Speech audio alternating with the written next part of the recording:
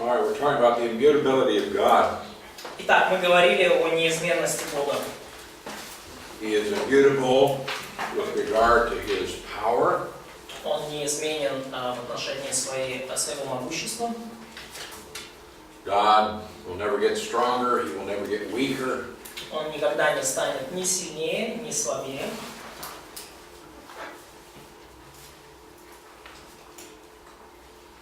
He's immutable as far as His plan is concerned.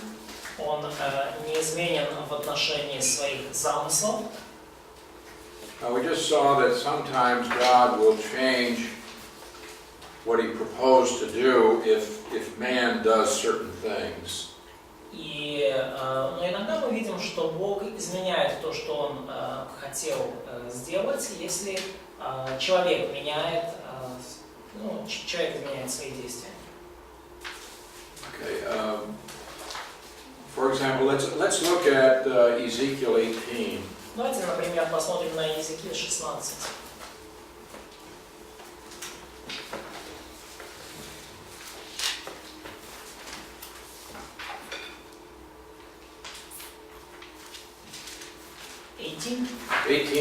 Ezekiel chapter 18, verse 20. 18, прошу прощения, стих 20. Иезекииль 18, стих 20. This verse, I think, has been probably abused in some churches. Я думаю, что этот стих несколько, во многих церквях им злоупотребляют.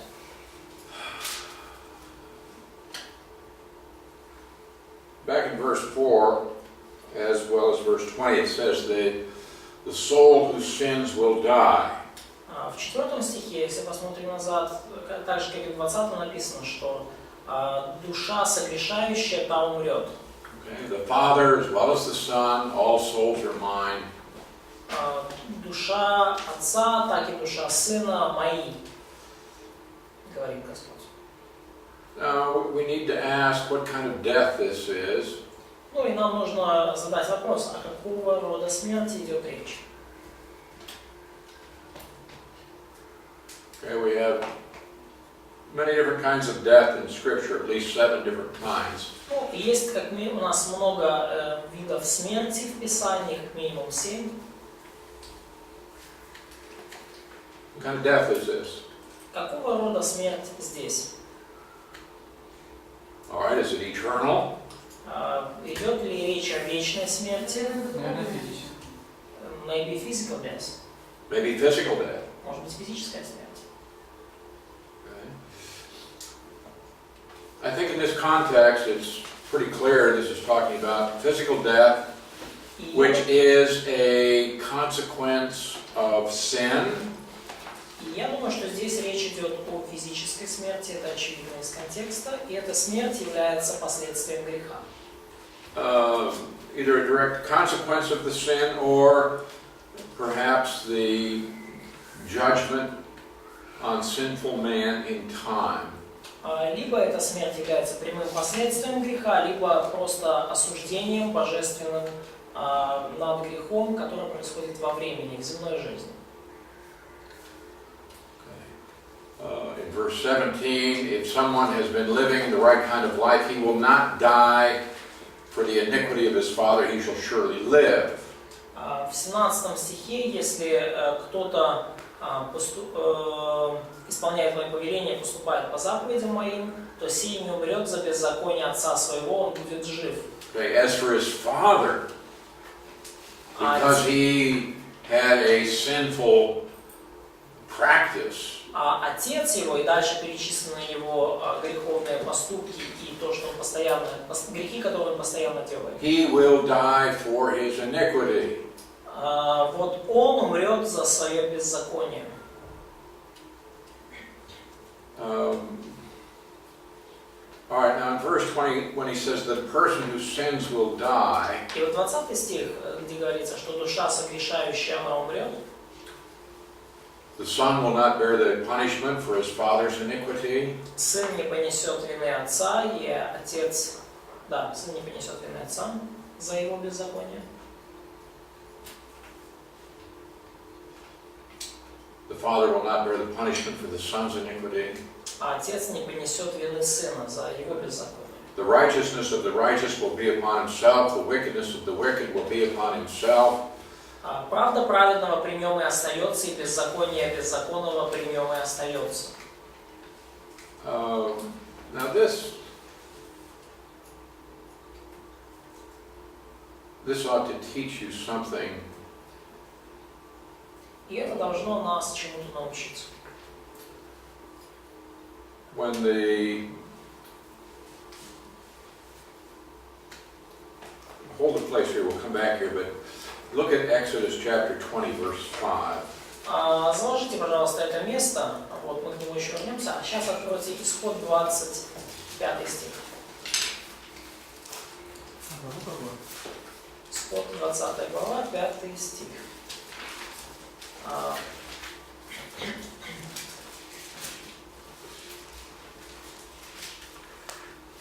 I, the Lord your God, am a jealous God. 20 глава, 5 стих.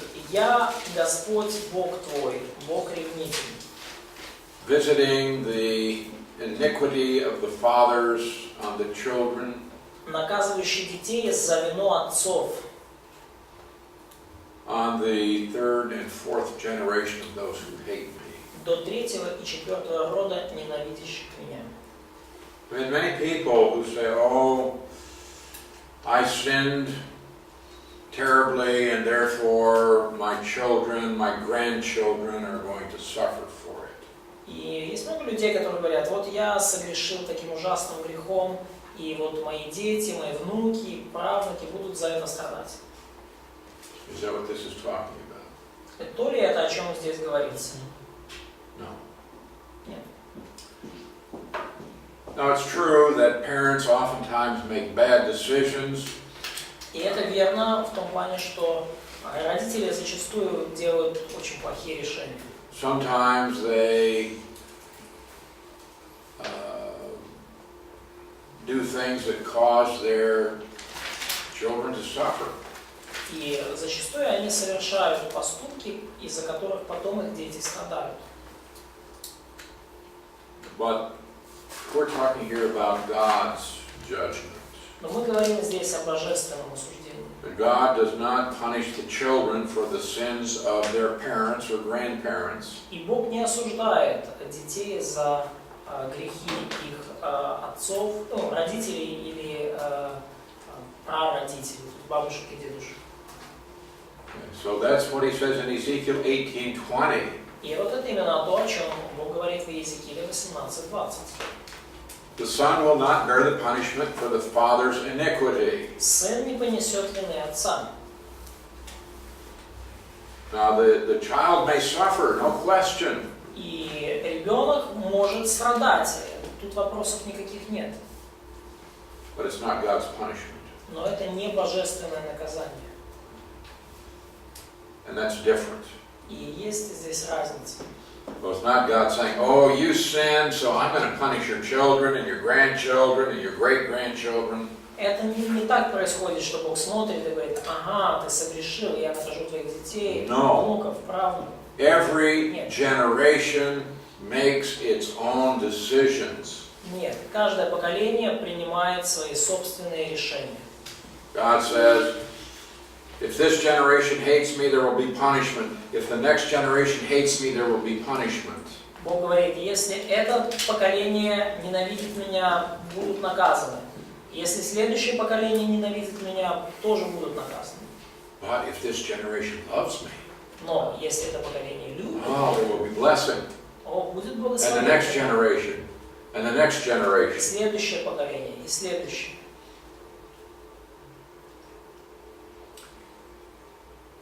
So in Ezekiel 18:20, И в Иезекииле 18:20 the righteousness of the righteous shall be upon himself, the wickedness of the wicked shall be upon himself.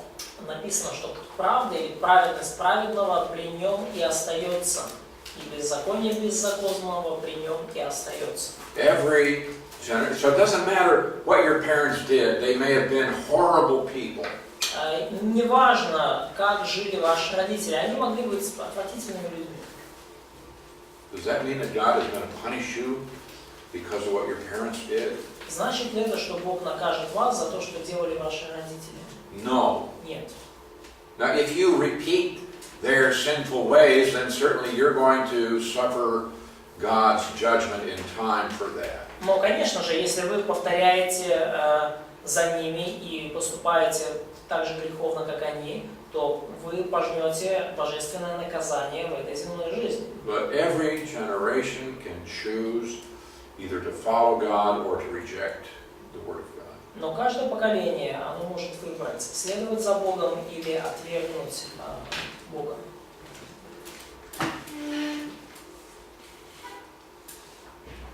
So, the soul that sins will die. Душа согрешающая умрет.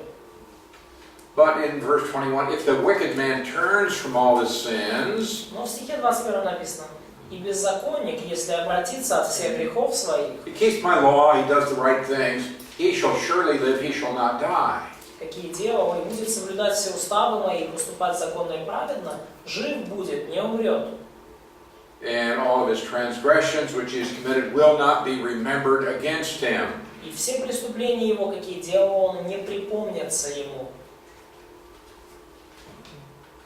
And God says, what I want is for the wicked to turn from his ways and live. И Бог говорит, что я хочу от беззаконника, чтобы он обратился от своих путей и жил. So when a righteous man turns away from his righteousness, И праведник, если отступит 24 стих от правды своей и будет поступать неправедно, he's going to die. Он умрет. This is talking about God's judgment in time. Вот это говорится о божественном суде в земной жизни, во времени. You know what the Jews said to God? You're not fair. И вы знаете, что евреи сказали Богу? Вы говорите, неправ путь Господа. Это нечестно. Your ways aren't right, God. Твои пути неправы. But if you have somebody that's really sinful and he changes and you don't punish him, that's not fair. То есть они говорят, что вот если есть кто-то, кто живет очень такой развращенный греховный человек, и он изменяет свои пути, обращается к Богу, и ты его не наказываешь. And you have somebody else, maybe he's lived a very godly life, but then he gets involved in sin, and God's going to judge him. Или, например, другой, он живет очень такой благочестивой жизнью, богоугодной, а потом впадает в грех и получает наказание божественное. I said, God's not fair. И люди говорят, это Бог нечестно поступил. God says, your ways are not right. А Бог говорит, послушайте, дом Израилев, мой ли путь не прав, не ваши ли пути не правы, ваши пути не правы. Okay. But what we can see here is that God may change the way that He deals with people. Но что мы здесь видим? Бог может изменить то, как Он относится и то, как Он поступает в отношении людей. So He may bless you today, but tomorrow He may curse you. Сегодня Он может вас благословить, завтра Он вас может проклясть. Or today He may discipline you, and tomorrow He pours out His grace on you.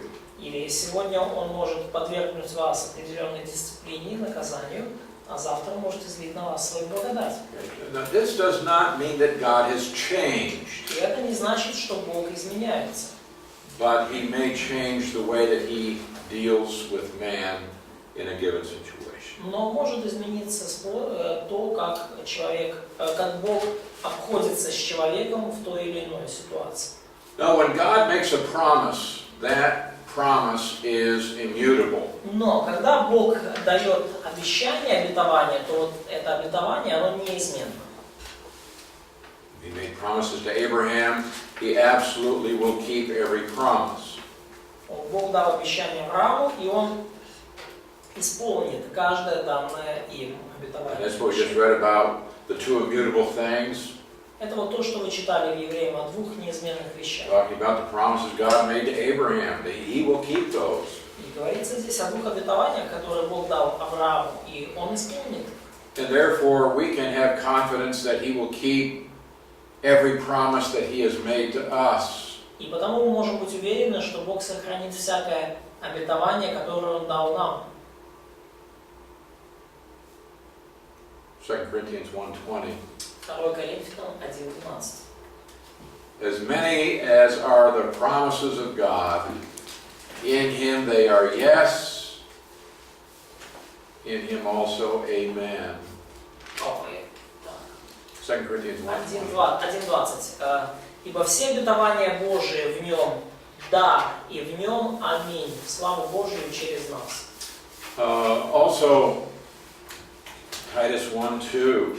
И Титу 1:2. In hope of eternal life, which God, who cannot lie, promised. В надежде вечной жизни, которую обещал неизменный в Слове Бог. So his promises are immutable. То есть Его обещание неизменно. Also, God's love is immutable. Также неизменна божественная любовь.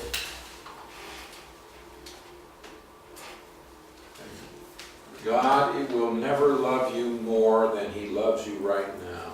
Бог никогда не будет любить вас больше, чем Он любит вас сейчас. But he'll never love you less. Но также и меньше этого Он вас никогда любить не будет. So whatever characteristic of God you want to talk about, understand that that characteristic is immutable. То есть о какой бы характеристике, о каком бы атрибуте Бога вы ни говорили, нужно понимать, что эта характеристика неизменна.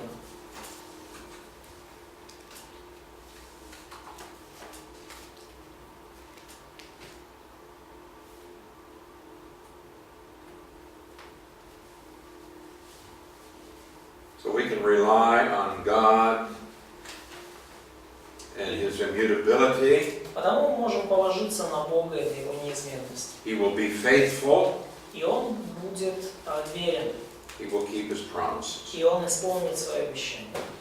Okay, next we go on to omnipresent. И далее мы переходим к 8-му атрибуту, это вездесущность Now Бога. this is God's infinity as it relates to the universe. И это божественная бесконечность, которая относится к Вселенной. God is in every place at every time. Бог существует в каждом месте, во всякое время. Он присутствует везде в одно и то же время.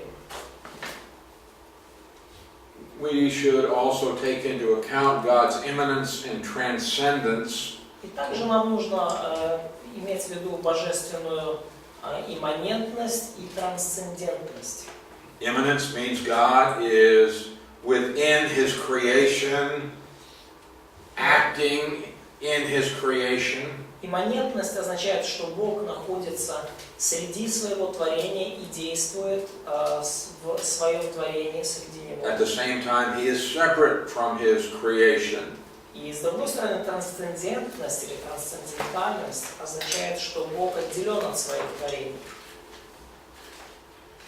Now, some people have a problem in their understanding of omnipresence. И у некоторых людей возникают проблемы с пониманием вездесущности Бога. And they think that God is this being and parts of him are in different places in the universe.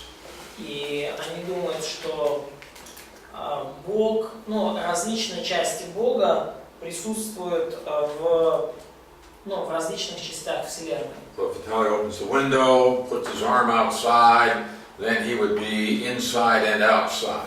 То есть, если, например, Виталик высунет руку за окно, вот он как бы будет и вне окна, и внутри него. То есть он будет с этой стороны окна, но и с той тоже. Part of him here, part of him there. Часть его там в помещении, часть его на улице. But God's essence cannot be divided, and He is totally present in every place. Но божественная сущность не может быть разделена, и Он в полной мере, полностью присутствует в каждом месте. We also have to understand that there are different senses of the presence of God. Нам также нужно понимать, что слово «присутствие Божие» имеет различные смыслы. For example, we are told to draw near to God, and He will draw near to us. Например, нам повелено приближаться к Богу, приблизитесь к Богу, и Он приблизится к вам. But He's always with us. Но Он при этом всегда And He is everywhere we go. И Он везде, куда бы мы ни пошли. So how could we possibly draw near to God? И так, как же мы можем приблизиться к Богу? Наверное, идет за освящение, но больше узнать Его как личность. So maybe it's more about sanctification, to know Him more as a person, Его желание. to know more His desires. Okay. Anyone else? Кто-то еще? Просто чем ближче стало стосунки. So more close relationship with Him. Okay.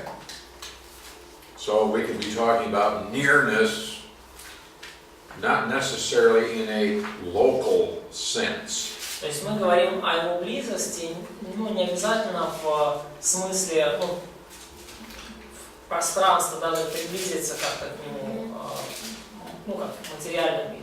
Okay, so it's like, okay, here you are, you're 50 centimeters away from Oksana. Ну вот, например, да, то есть, кто учится Галя, да, вот ты в 50 сантиметрах от Оксаны It сидишь. doesn't mean you should get down to 1 centimeter.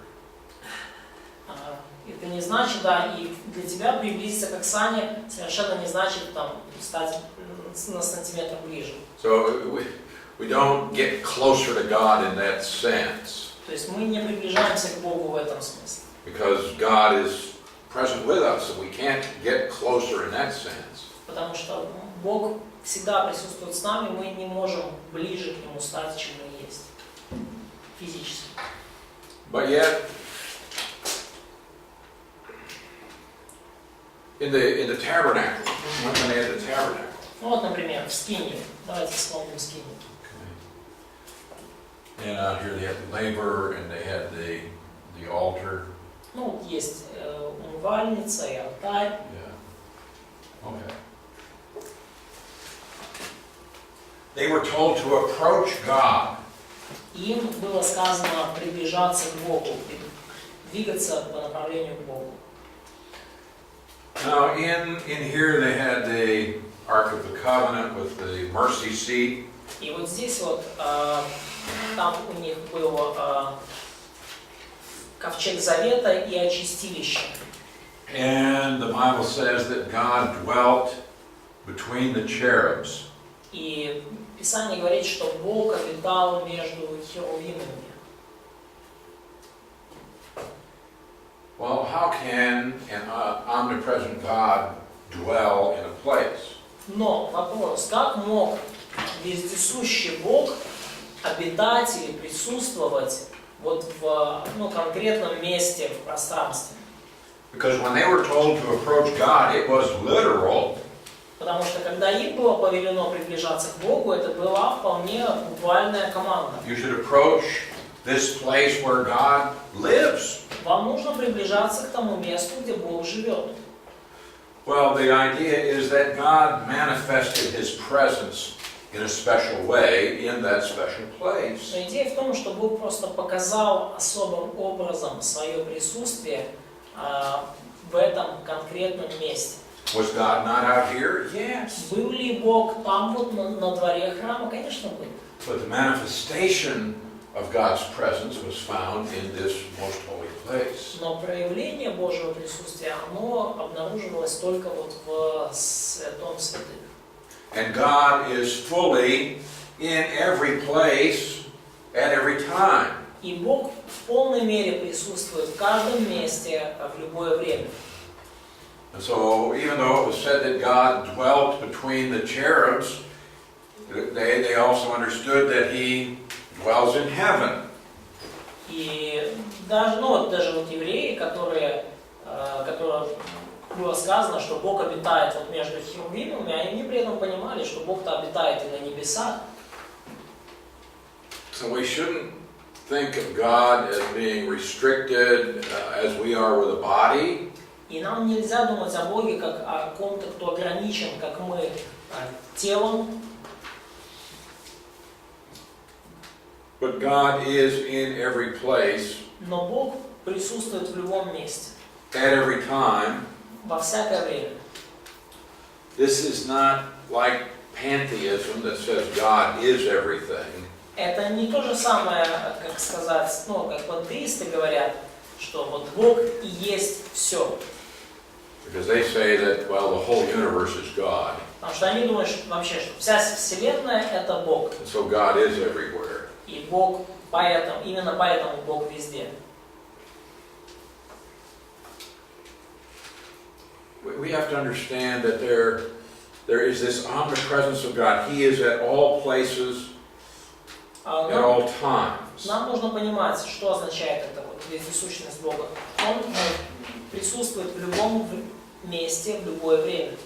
All right. Now, again, what does it mean that God is transcendent?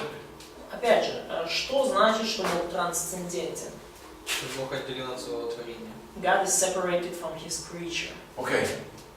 So here we have the universe. This is everything that exists. Вот Вселенная, вот все, что существует. And above the creation we have God. И вот над этой Вселенной мы видим, над всем творением мы видим Бога. So what is beyond the universe? Итак, что находится за пределами Вселенной? We can't comprehend this. Мы не можем даже это вместить.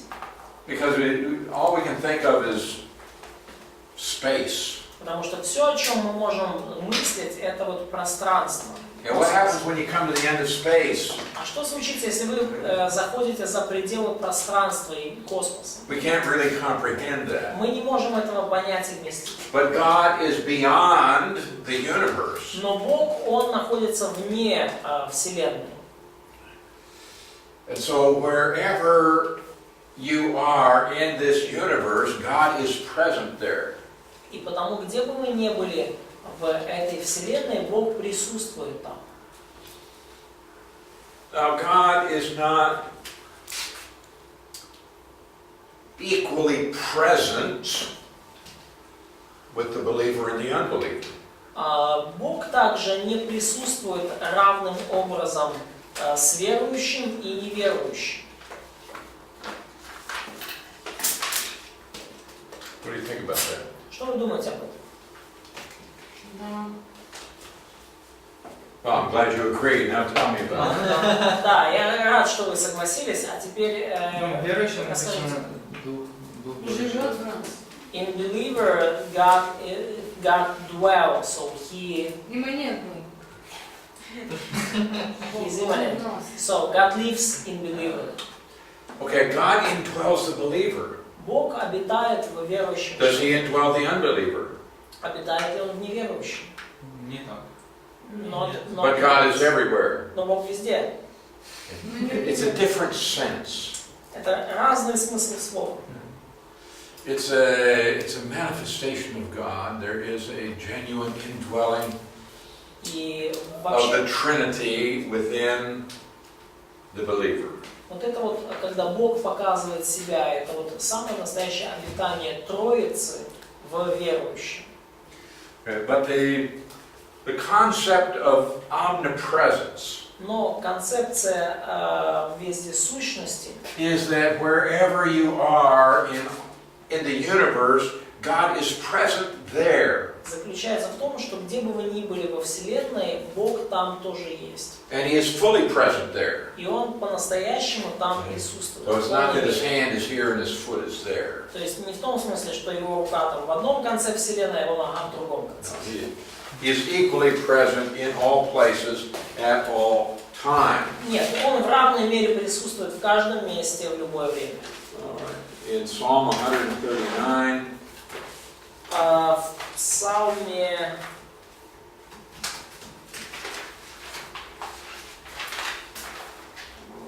В Psalm 138, 138, verse 7 for your text. Псалом 138, 7 стих.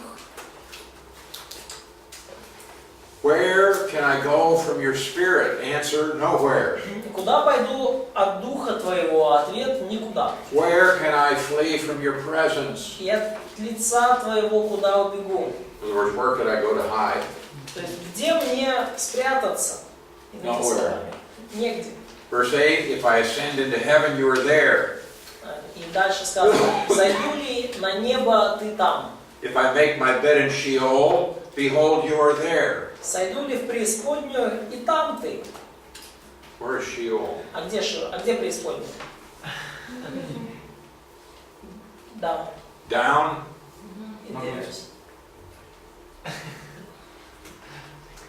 If I take the wings of the dawn, Возьму ли крылья зари? where is that? Это где? The airplane. I don't think so. Я так не думаю. Край земли имеется. А? Край земли имеется. The end of the earth. Yeah, the end of the earth. It's where the sun comes up. Да, ну это край земли, откуда солнце восходит. If I dwell in the remotest part of the sea, И переселюсь на край моря. see, it doesn't matter where you go. Heaven, earth, under the earth. Неважно, куда вы пойдете. Земля, небо, под землю. Even there your hand will lead me, your right hand will lay hold of me. И там рука Твоя поведет меня и удержит меня десница Твоя. You can't get away from God.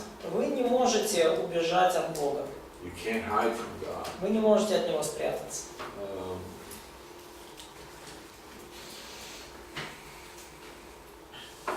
Jeremiah 23:23. Иеремия 23:23. Am I a God who is near and not a God far off, says the Lord? Разве я Бог только вблизи, говорит Господь, а не Бог и вдали? Can a man hide himself in a hiding place so I don't see him? Может ли человек скрыться в тайное место, где я не видел бы его? You think you can do something in secret? Вы думаете, что можно сделать что-то в тайне? We'll turn out the lights and God won't see. Мы выключим свет, и Бог ничего не увидит.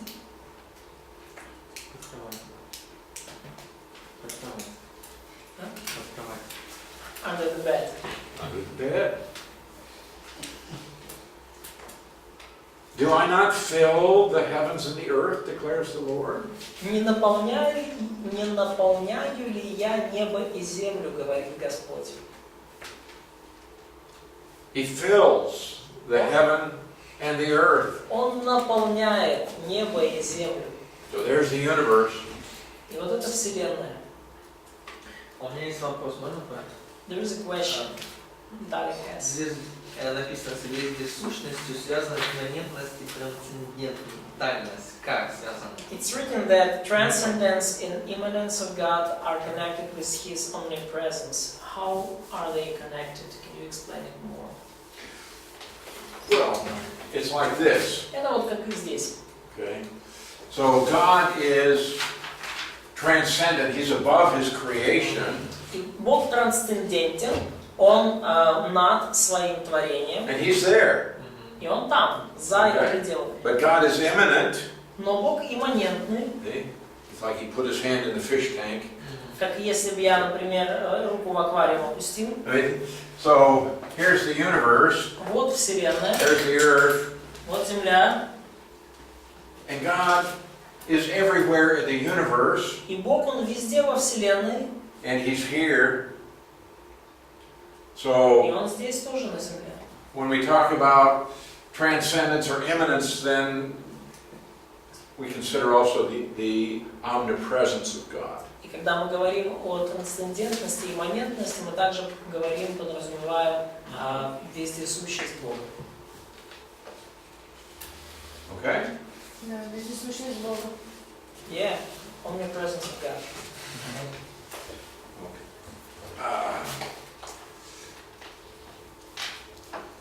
So, in Amos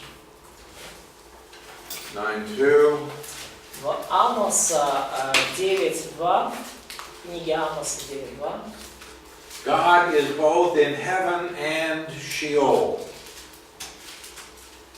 Бог находится и на небесах, и в Шиоле.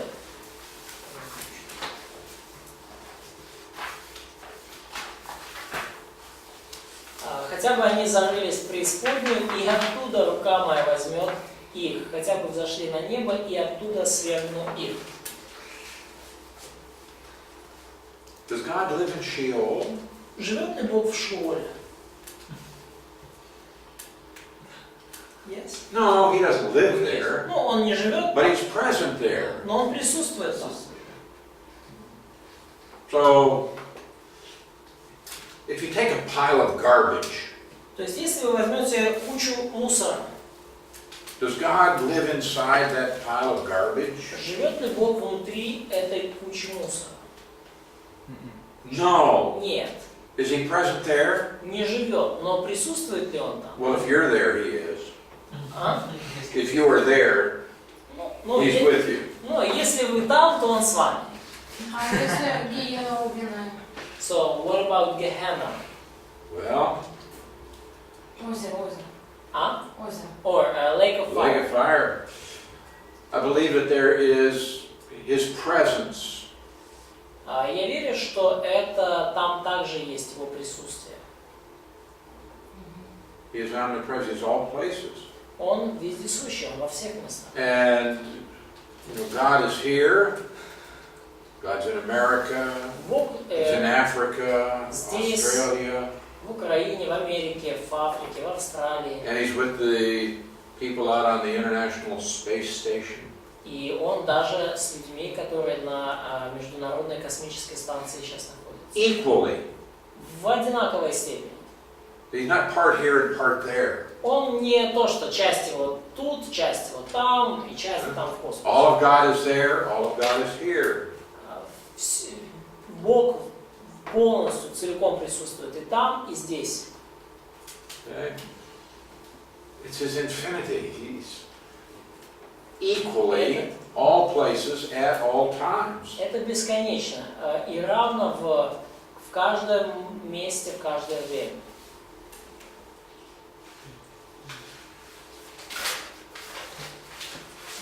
So,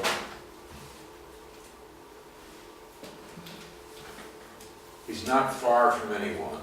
И потому Бог недалек ни от кого из нас. So God is near us. Но Бог рядом с нами. When I pray, Когда я молюсь, I'm praying to somebody who is near, я молюсь кому-то, кто рядом. not someone who's far off, Не кому-то, кто там далеко, but someone who is present with me. но кому-то, кто присутствует рядом со мной. So, we cannot hide from God. И потому мы не можем спрятаться от Бога. So, we talked about his omnipresence.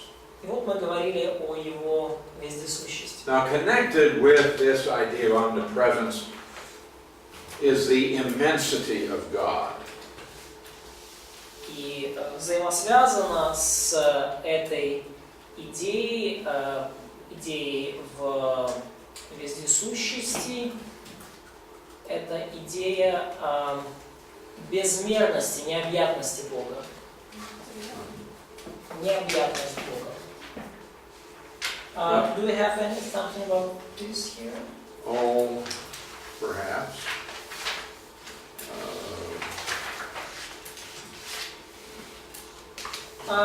It's Number point 9. 9. Да, то, что переведено как бесконечность пространства. Вот буквально переводится как безмерность или необъятность. Можно сказать, Бог необъятный. А? Можно сказать, Бог необъятный. Да. So God is immense. Immense, yeah. So this is connected with his omnipresence. И это связано с его вездесущностью. So that in 1 Kings 8. Третье царство, 8 главе. This is Solomon's great prayer at the dedication of the temple. Это великая молитва Соломона при посвящении храма. If we look at verse 27, И давайте, вот если мы посмотрим на стих 27. will God indeed dwell on the earth? Поистине Богу ли жить на земле? Behold, heaven and the heaven of heavens cannot contain you. Небо и небо небес не вмещают тебя. So,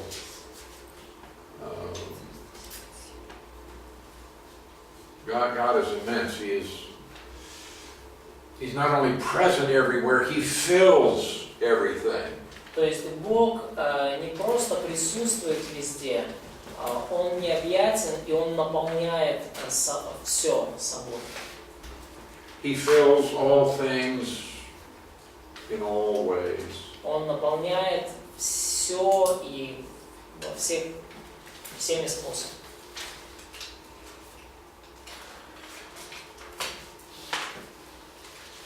And so we can trust in God's greatness. И потому мы можем полагаться на божественное величие. Просто в чем отличие 9 и 5? Бесконечность пространства и бесконечность? So what's the difference between his infinity and his immense? Point 5 and 9. His infinity, is that what he asked? His infinity? Yeah, his Okay. infinity, point 5, and his immense. Okay. Point His 9. infinity means there are no limits on anything about God. Его бесконечно означает, что нет предела ничему, что касается Бога. So this infinity is going to actually apply to all of these other И characteristics. потому, вообще говоря, его бесконечность, она применима к любой из его характеристик. What do you have on there? A mirror? Что у тебя там? A Я Bible? снимаю вас. No, she making a picture of you. Oh my. Am I pretty? Видео. That's video. She making the video of your lecture. Okay. I don't know what you'll do with it. Don't put it on Facebook. Пожалуйста, не выкладывай на Facebook. Окей. Infinity will apply to all of God's attributes. Бесконечность относится к любым атрибутам, ко всем атрибутам Бога. So we can say that His authority is infinite. Мы можем сказать, что его власть бесконечна. His justice, His righteousness are infinite. Его справедливость и его праведность также бесконечны. There are no limits on His love, Нету пределов его любви. on His eternal existence. Нету пределов его вечному существованию. So His understanding is infinite. И его понимание также бесконечно. Okay? So that's just saying God is unlimited in any way. И это просто мы, говоря о бесконечности, мы говорим, что Бог беспределен, не имеет ограничений ни в чем.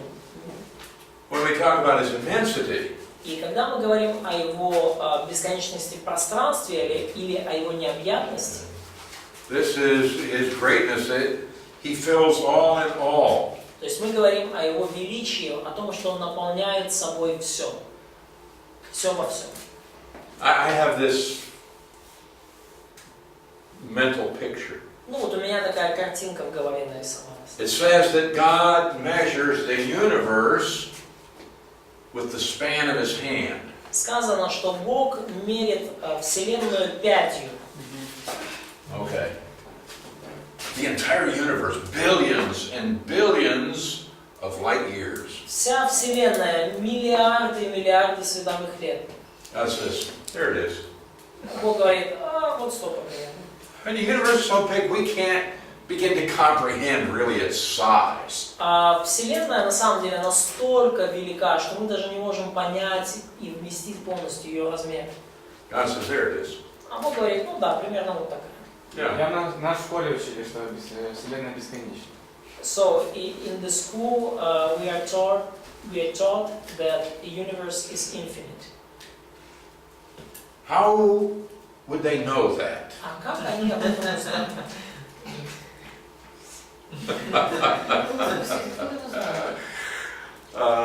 Yeah, the Bible says otherwise. Но Библия говорит по-другому.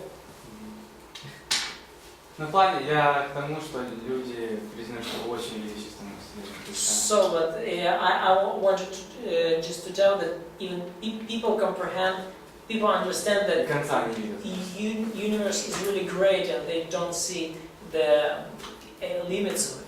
Поэтому думаю, что надо смотреть. Say that's why they think that it's infinite.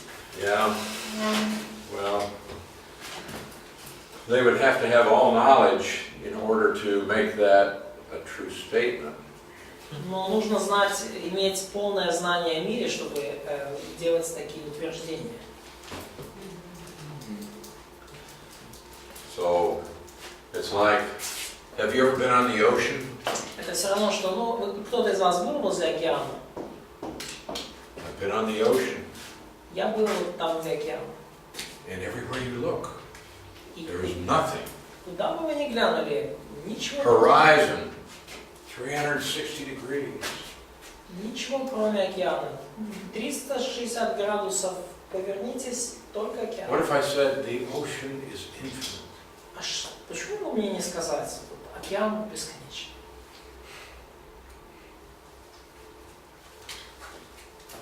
You get in a boat and you sail, and after a while you see that there's an end to it. Ну, вы садитесь в лодку, на корабль, вы плывете, и через какое-то время вы обнаружите, что тут такие есть ему предел. Okay.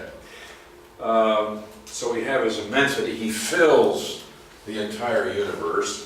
И таким образом мы видим его необъятность. Он наполняет собой всю Вселенную.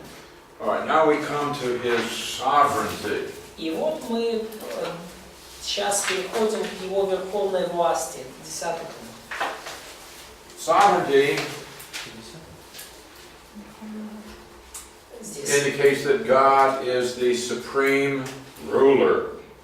Суверенность или верховная власть Бога означает, что Он является верховным правителем. He is the absolute ruler over all things. Он властвует над всем. King of heaven, king of earth, Он царь неба и земли, and his sovereignty is universal. и Его верховная власть всеобщая. It extends to all parts of the creation. То есть она распространяется на все части творения. It is absolute and it is immutable. Его власть абсолютна, и она неизменна. Now God in his sovereignty decided what is and what will be. И Бог в своей верховной власти установил, что есть, все, что есть и что будет. And so we can talk about natural laws or scientific laws. They do not exist. И мы говорили о естественных законах или о физических законах, но они не существуют.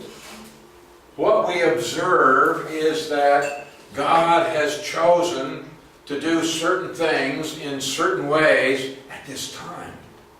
Что мы наблюдаем, это то, что Бог решил делать определенные вещи в определенном месте в определенное время.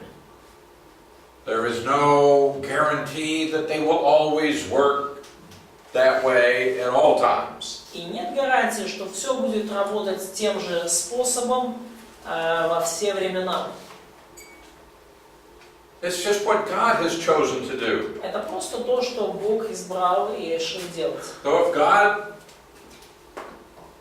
wants to walk through the wall, he can walk through the wall. И если Бог захочет пройти через стену, Он пройдет через стену. If he wants to walk on the water, he can walk on the water. Захочет прогуляться по воде, пойдет по воде. If he wants to make the sun stand still, it's not a problem. Если захочет солнце остановить, для него это не проблема.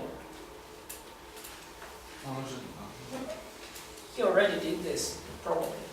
Yes. Ну да. So what we see in a miracle is God simply deciding he's going to do something a little bit different today. И И что мы наблюдаем, когда происходит чудо, это по сути Бог просто решил, сейчас, вот сегодня я сделаю немножко по-другому, чем обычно. But God is the sovereign. He can decide Но Бог обладает верховной властью, и what Он He will может do решить. or what anything will do. Он может решить, что Он будет делать, либо что будет делать кто угодно, или что угодно. And so, in His sovereignty, He makes the decisions about what is and what will be. В своей верховной власти Он принимает решение, что есть и что будет. Now, Scripture has much to say about the sovereignty of God. И Писание много говорит о верховной власти, о суверенности Божьей. Let's notice a few verses. И давайте обратим внимание на некоторые стихи. 1 Samuel 2:6. 1 Царство, 2 глава.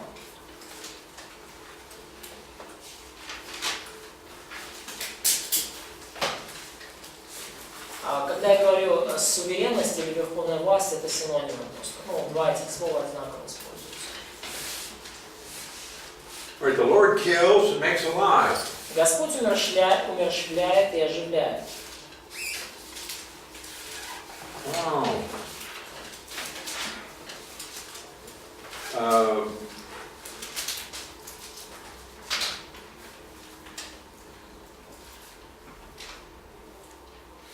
The Bible says that in our lives, the days that we have, these are all in God's hands. Библия говорит, что наша жизнь, все дни нашей жизни, они в Божьих руках.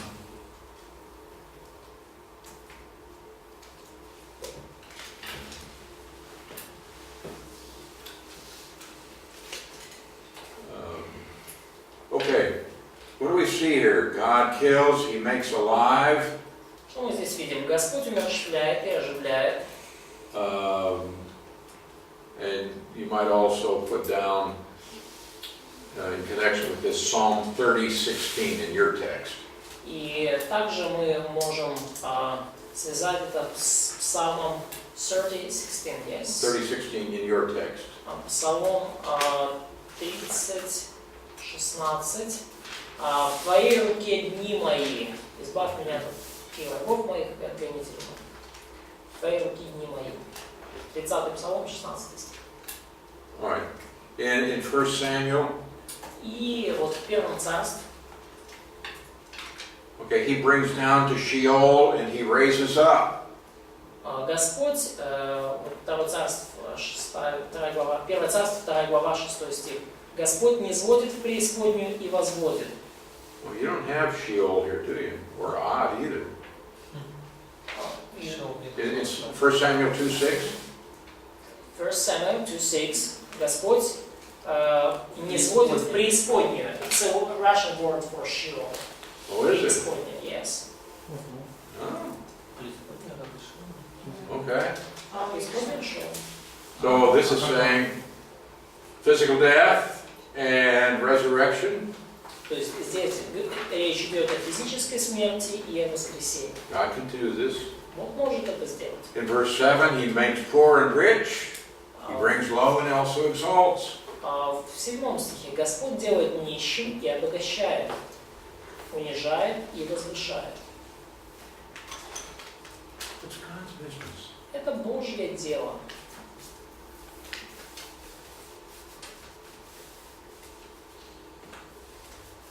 Verse 8, Стих 8. He raises the poor from the dust, lifts the needy from the ash heap. Из праха подъемлет Он бедного, из брения возвышает нищего, To make them sit with nobles and inherit a seat of honor. посаждая с вельможами, и престол славы дает им в наследие. That's God's business. Это Божье дело. I don't have to worry about it. И мне не надо об этом беспокоиться. The only thing I have to worry about is doing what will please the Lord today. Единственное, о чем мне действительно стоит беспокоиться, это это делать то, что угодно Господу сегодня.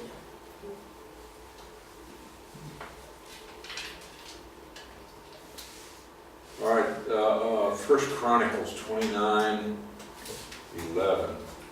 Первое Паралипоменон 29:11. One of my favorite prayers in all the Bible. Одна из моих самых любимых молитв во всей Библии. Первое Паралипоменон 29:11. Here's David. He has gathered together a lot of material for the construction of the temple. И это Давид, и он собрал огромное количество материалов для постройки храма. And he's encouraged people to come and to give so that they can build this temple for the Lord. И он вдохновляет своих людей также приходить и жертвовать, чтобы они могли построить этот храм. And he prays this wonderful prayer. И он молится этой чудесной молитвой. Yours, O Lord, is the greatness and the power and the glory and the victory and the majesty. Твое, Господи, величие и могущество, и слава, и победа, и великолепие. Wow, what is this telling us about God? Что это говорит нам о Боге? He's great. Что Он велик, He has power. что Он обладает властью, He has glory, что Он обладает славой, victory, and majesty. победа и великолепие, все у Него. Everything that's in the heavens and the earth. И все, что на небе и на земле, He owns it all. Он владеет всем. Yours is the dominion or the kingdom, O Lord, Твое, Господи, царство, and you are exalted as head over all. и Ты превыше всего, как владычествующий. He is the supreme ruler. He is the sovereign. Он абсолютный владыка, Он обладает верховной властью. In verse 12, both riches and honor come from you. И в 12 стихе он говорит, и богатство, и слава от лица Твоего. God gives these things. Бог дает все эти вещи. So if you are obscure, nobody knows your name, that's God's business. И если вы малоизвестны, если никто не знает вашего имени, это Божье дело. Don't worry about that. Не переживайте так сильно об этом. God wants you to be rich and famous. He can do that. Бог захочет сделать вас богатым и знаменитым, и Он сделает. You rule over all. И ты владычествуешь над всем. And here is a statement of God's sovereignty. И вот это вот утверждение божественной верховной Whatever власти. there is in the universe, God is the ruler. Все, что есть во Вселенной, над всем этим правит In your Бог. hand is power and might, and it lies in your hand to make great and to strengthen everyone. И ты владычествуешь над всем, и в руке твоей сила и могущество, и во власти твоей возвеличить и укрепить все. What an incredible God we have. Какой у нас потрясающий. And if I come to understand something about the nature of God, it makes my life so much easier. И когда вот я пытаюсь понять и вот что-то о Боге, кто Он такой, то это делает мою жизнь настолько проще. God knows all things, Бог знает все. and therefore His plan is perfect. И поэтому Его план является совершенным. God has all power so that He's able to carry out His plan. И Бог обладает всей властью и могуществом, и потому Он в состоянии исполнить свой план. And because He is the sovereign, no one can contradict His plan or stop it. И поскольку Он обладает верховной властью, суверенен, никто не может противостоять Его плану, перечить Ему или остановить Его. I may be the sovereign of a nation, Ну, я, например, могу обладать властью над каким-то народом. and I have this wonderful plan. И у меня есть такой замечательный план. But then some evil ruler comes and stops me. Но потом приходит из другой страны какой-то злой другой правитель, и он останавливает. Sovereignty means God has no equal, there is no greater authority. Суверенность или верховная власть означает, что Богу нет равных, нету более высокой власти, более величественной власти. Now therefore, our God, we thank you and we praise your glorious name. И ныне, Боже наш, 13 стих, мы славословим Тебя и хвалим величественное имя Твое. All right, in 2 Chronicles, chapter 20, И вот еще вторая книга Паралипоменон, 20 глава, verse 6. стих 6. O Lord, the God of our fathers, Господи, Боже, Отцов наш, are you not God in the heavens? не Ты ли Бог на небе? Are you not ruler over all the kingdoms of the nations? И Ты владычествуешь над всеми царствами народа. Power and might are in your hands so that no one can stand against you. И в Твоей руке сила и крепость, никто не устоит против Тебя. He's the ruler Он of the nations. владычествует над всеми народами. He's called the King of the earth. И Он назван царем земли. In Daniel chapter 4, А в Даниила 4 главе, let's start in verse 34. давайте откроем стих 34. This is after Nebuchadnezzar had been caused to live like an animal for 7 years. И это сказано после того, как Навуходоносор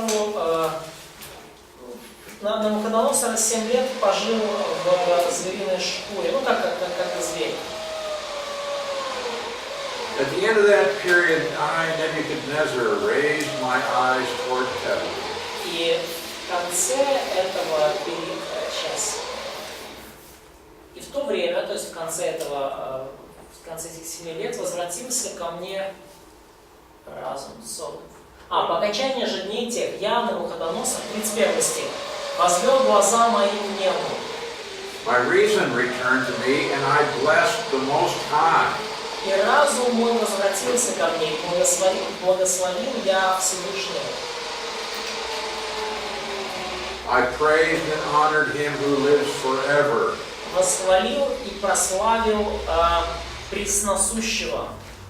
Сейчас, секунду, современно. Вечно живущий. Вечно живущего, да. His dominion is an everlasting dominion. His kingdom endures from generation to generation. Которого владычество вечное и которого царство в роды и роды. All of the inhabitants of the earth are accounted as nothing. Все живущие на земле ничего не значат. Does this mean God doesn't care about you? Значит, это что? Значит, что Бог о вас не заботится? No. What does it mean? А что это значит? Что-то больше. God is greater than everyone. Yeah.